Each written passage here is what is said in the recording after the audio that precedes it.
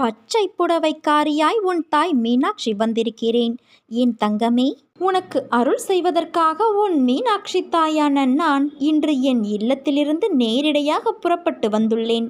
உனது இரக்க குணம், பிறருக்கு உதவ வேண்டும் என்கிற உன்னதமான மனோபாவம், இந்த நிலையிலும் பிறர் கஷ்டப்படுவதை காண சகிக்காத மனம், இருக்கும் இடத்திற்கு உண்மையான விசுவாசத்தோடு நடந்து கொள்ள வேண்டும், நீதியை நேர்மையை பின்பற்ற வேண்டும் என்று நினைத்து அதன்படி நடந்து வந்ததால் நான் கீழான நிலைக்கு இறங்க நேர்ந்தது என்று நினைக்கின்றாய். கெட்டவர்களும் கெடுமதி உள்ளவர்களும் நன்றாக இருக்கும்போது நல்லவர்களான நாங்கள் மட்டும் ஏன் கஷ்டப்பட வேண்டும்? கஷ்டத்தை மட்டும் ஏன் நீ எங்களுக்கு பரிசாக தர வேண்டும் என்று நினைக்கின்றாய்? உன்னை போன்ற நல்லவர்கள் பலரும் இப்படித்தான் புலம்புகிறார்கள். இது இன்றோ நேற்றோ தொடங்கி நடந்து வருகிற விஷயம் அல்ல. காலகாலமாய் நல்லவர்கள் புலம்புவது தொடர் கதைதான். நல்லவர்கள் தங்களது எஞ்சியுள்ள கர்ம வினைகளையும் தீர்த்துவிட்டு முற்றிலும் சந்தோஷத்தை பெறுவதற்கே கஷ்டத்தை அனுபவிக்கின்றார்கள். நான் உன்னிடம் பிரத்யட்சமாக விளங்கவே இந்த தற்காலிகமாக நடக்கும் கஷ்டம். ஏனென்றால் நான் நல்லவர்கள் மனதில் மட்டுமே வாழ முடியும்.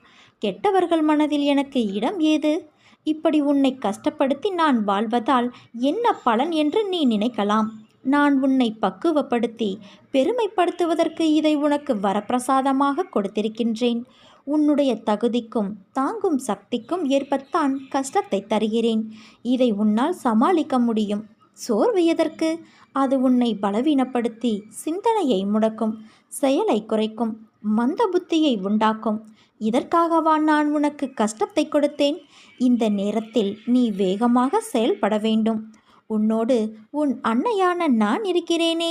உன்னை சுற்றி என்ன நடக்கிறது என்பதை முதலில் உணர்ந்து கொள். அது புரியாமல் கேட்பவற்றையெல்லாம் செயல்படுத்தி வாழ்வில் உச்சநிலையை அடைந்து விடலாம் என்று நினைக்கின்றாய். அது சரியா தவறா என்று ஆராய்ந்து பார்க்கக்கூட ஏன் மறுக்கின்றாய்? எதையும் தீர்க்கமாக அறிந்து கொள்ளாமல் வெளித்தோற்றத்தை மட்டுமே வைத்து இப்படி கற்பனையில் லயித்து கொண்டு இருக்கிறாயே. நீ ஆசைப்படுவதை நான் குறை கூறவில்லை. ஆனால் அது நிராசையாகிவிட்டால் நீ மனமுடைந்து போகக்கூடாது.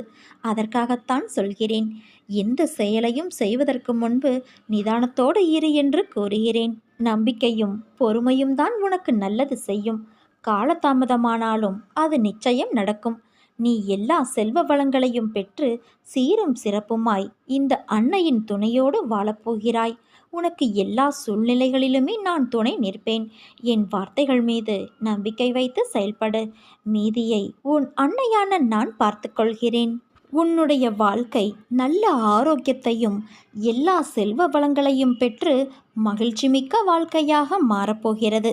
ஏனென்றால் உன்னை கைப்பிடித்து நடத்தி கொண்டு போகிறவர் உன் அன்னையான நான் அல்லவா? உன் கவலைகளை என் காலடியில் வைத்துவிடு. அனைத்தையும் உன் அன்னையான நான் பார்த்து கொள்கிறேன்.